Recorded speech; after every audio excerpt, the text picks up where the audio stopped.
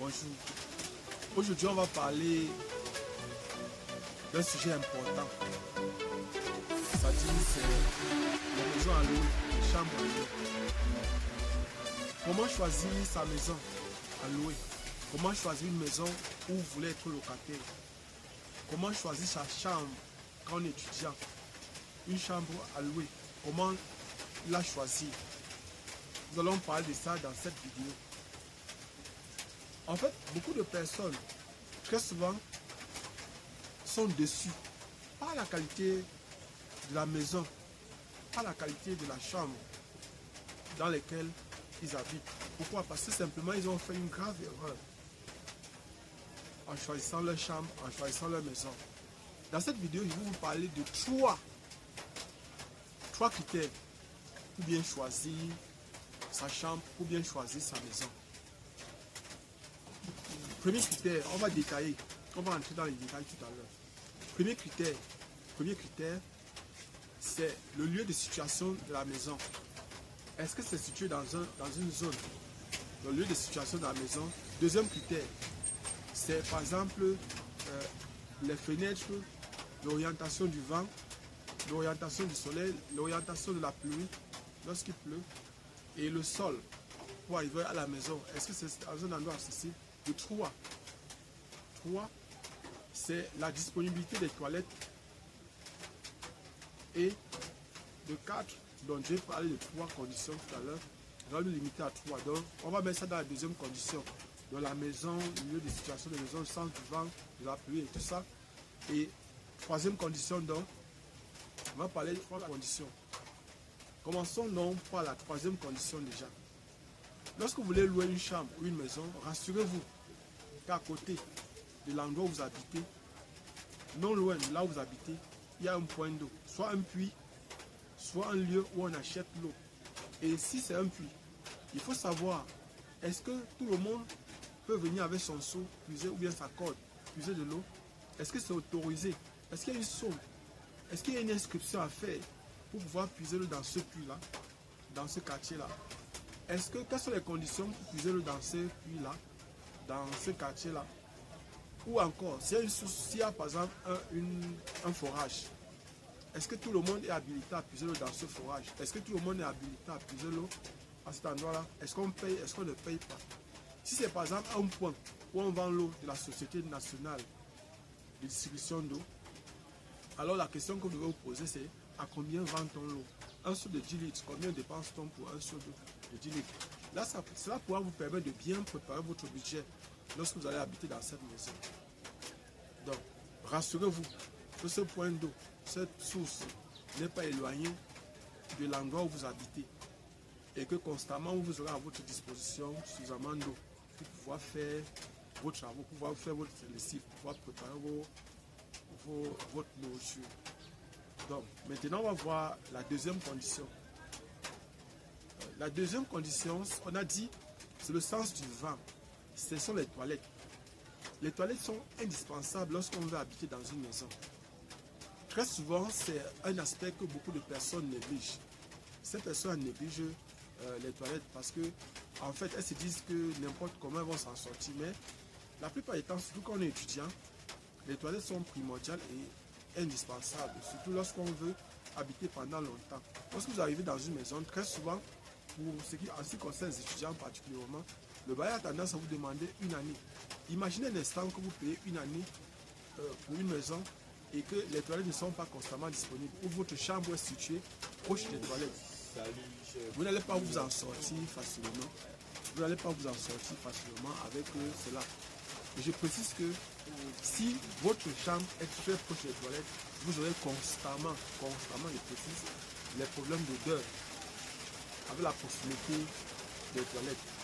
Donc vous devez très bien vérifier où sont situées les toilettes et vous devez vérifier qu'effectivement aussi votre chambre possède par exemple des fenêtres et que ces fenêtres ont des antivols. Il ne faut pas être dans les maisons où, lorsque vous êtes dans les chambres, dans les maisons où on peut envoyer une main pour ramasser quelque chose dans votre chambre ou dans votre maison. Donc, en fait, vous devez bien choisir votre maison, vous devez bien choisir le lieu où vous voulez habiter. En fonction de ça, c'est-à-dire en fonction de la décision que vous devez prendre, vous devez choisir ce que tu es en train de dire tout à l'heure concernant les maisons à louer. Nous sommes sur la première étape, donc le premier des critères, c'est le lieu de situation de la maison. Il faut choisir votre maison surtout pendant la saison pluvieuse. Pourquoi? Parce que beaucoup de personnes ont été déçues par la maison qu'elles ont louée.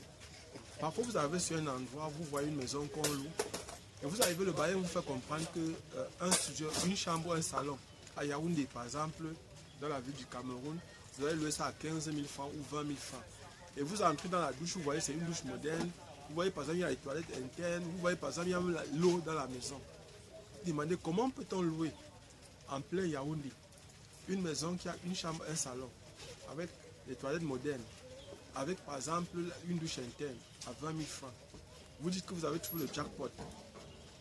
Or, pendant la saison de pluie, vous allez constater qu'une telle maison n'est pas vivable, elle n'est pas accessible. Pourquoi? Parce qu'il y a constamment des inondations. Donc voilà, par exemple, vous devez vérifier. Évitez de louer les maisons surtout pendant la saison sèche. Parce que pendant la saison sèche, toutes les routes sont praticables. Les quartiers sont accessibles. Les maisons sont facilement accessibles. Et là, par exemple, vous aurez tendance à trouver une maison où vous allez avoir l'impression que tout est bon, tout est bien. Mais à la fin, vous serez déçu. Donc voilà, par exemple, les trois grands critères. On a dit, savoir, par exemple, où est située votre maison, dans quel quartier, est-ce que c'est accessible. Et pour votre propre sécurité même, vérifiez aussi la sécurité du cas. Parce que parfois, il y a des personnes qui prennent, par exemple, des maisons qui sont moins chères dans les quartiers, où parfois, il y a trop les agressions. Normalement, si vous voulez plus de sécurité, vous devez chercher les quartiers où il y a plus de maisons avec barrières, où par exemple les maisons sont situées proches du goudron ou proches des routes principales. Et vous devez chercher aussi des quartiers où il y a un commissariat ou un poste de police. Un poste de police ou une brigade. Là, par exemple, vous êtes sûr que n'importe comment, si ce quartier-là est plus sécurisé que les autres quartiers où il n'y a pas ce genre de choses. Donc, pour louer votre maison, le conseil que je vous donne donc, c'est de vérifier les trois critères. Vous avez parlé du lieu de situation de la maison, savoir que s'il pleut ou s'il pendant la saison de pluie, savoir si par exemple le quartier est accessible. Vérifiez quand vous êtes là dans la maison, s'il y a, si par exemple il y a les fenêtres dans la maison, si par exemple il y a les antivols et tout ça, si les portes sont sécurisées et tout ça. Vérifiez les toilettes, la qualité des toilettes et vérifiez si les toilettes ne sont pas situées très proches de votre chambre. Vérifiez aussi enfin, on a parlé des toilettes, on a parlé du lieu de situation. Vérifiez aussi par exemple l'eau, l'accessibilité à l'eau. Et si par exemple il y a une source d'eau, un puits, tout ça, pour savoir si lorsque vous aurez besoin d'eau, est-ce que vous allez aller très loin, puiser cette eau-là ou bien il y a une eau à côté. Bon, la leçon du jour. Un petit bonus, petite leçon. En fait, c'est dans le livre de Dale Carnegie que j'ai puisé cette histoire. Il s'agit pour les entrepreneurs d'une histoire émouvante, d'une histoire intéressante. Et je voudrais attirer votre attention sur quelque chose de vraiment important.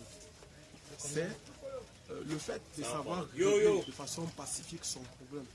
C'est le fait de savoir, par exemple, poser son problème. C'est le fait de savoir résoudre, de savoir faire en sorte qu'une personne fasse ce que vous voulez, sans toutefois le contraindre.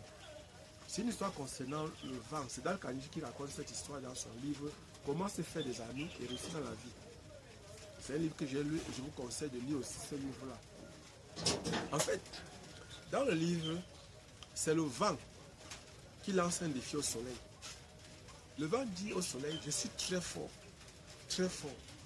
je déracine les arbres, je transporte les voitures, je fais en sorte que l'eau se déplace, je crée des tsunamis, je crée par exemple, regarde par exemple ce type qui est habillé là-bas, ce type qui a le manteau sur lui, je vais faire en sorte que je vais enlever ce manteau là sur lui, de ce type là, je vais lui enlever son manteau. Et c'est donc comme ça que le vent se met à souffler. Pendant ce temps, le soleil passe se cacher derrière un nuage. Le soleil se cache derrière un nuage et le vent souffle très fort. Le monsieur arrête solidement son manteau. Le vent le jette par terre jusqu'à là, il ne lâche pas son manteau. Le vent souffle n'importe comment, ça envoie la poussière dans les yeux du monsieur. Jusqu'à là, le monsieur ne lâche pas son manteau. Et après avoir fait, n'ayant pas réussi à enlever le manteau du monsieur, le soleil dit à son tour, va te cacher derrière une colline et tu observes comment on fait. Et maintenant, le vent est allé se cacher derrière une colline, derrière une montagne. Et le soleil est envoyé, le soleil lui dit, observe comment on fait. Il a envoyé un seul de ses rayons lumineux, de ses rayons de soleil sur le monsieur. Le monsieur avait chaud, il s'est déboutonné, il a enlevé son manteau. Et le soleil est revenu retrouver le vent. Il a dit au vent, tu peux obtenir quelque chose de deux façons. Soit tu utilises la force, et là tu imposes à la personne de te donner, et là il y aura un perpétuel conflit entre vous deux. Soit tu utilises la sagesse, qui consiste à donner l'impression à l'autre que c'est elle qui a décidé. Et c'est le conseil que vous donnez pour la plupart des conflits que vous avez. Donnez toujours l'impression à l'autre que c'est elle qui décide. Or, là, vous lui suggérez ce que vous voulez. Et à la fin, vous lui faites prendre cette décision. Vous faites comme s'il était contre votre propre décision. Vous avez beaucoup utilisé ça. Certains disent que c'est de la ruse. Mais dans le fond, c'est de la sagesse. C'est-à-dire vous devez toujours, lorsque vous voulez prendre une grande décision, donnez toujours l'impression à l'autre, le vis-à-vis, la personne qui est en face de vous, que c'est elle qui est en train de participer à la décision. Et que ce n'est pas une décision que vous êtes en train de prendre de façon unilatérale. Donc si vous faites ça constamment, vous allez éviter beaucoup de conflits. Vous allez éviter beaucoup de problèmes que vous pouvez avoir. Ça, c'est la leçon que je devais partager avec vous aujourd'hui, en dehors du loyer, en dehors des maisons. Et vous, entrepreneurs, on va se retrouver dans une autre vidéo pour parler de beaucoup d'autres choses. Je voudrais partager avec vous quelques secrets. Sachez que vous devez être un récalcitrant, vous devez être un voyou pour réussir l'entrepreneuriat. Vous devez être un récalcitrant pour réussir. Je ne dis pas que vous devez être quelqu'un qui ne respecte pas les lois, non. Il y a des limites et vous devez être sage. Chaque fois que vous voulez poser des actes, réfléchissez bien et tirez le meilleur, faites le meilleur pour la société. On aura partagé beaucoup d'autres choses. Je vais partager avec vous pourquoi je dis qu'il faut être un bon voyou pour réussir dans l'entrepreneuriat. Vous allez comprendre